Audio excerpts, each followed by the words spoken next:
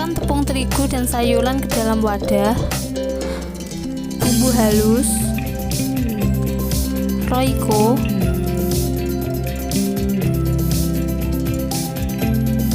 dan juga garam. Tuangkan sedikit air, lalu aduk sampai merata.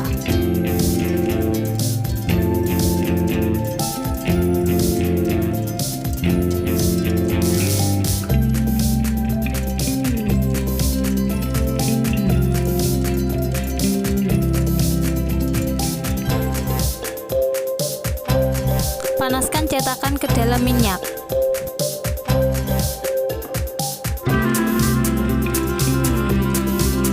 Masukkan adonan ke dalam cetakan lalu goreng. Lakukanlah sampai habis.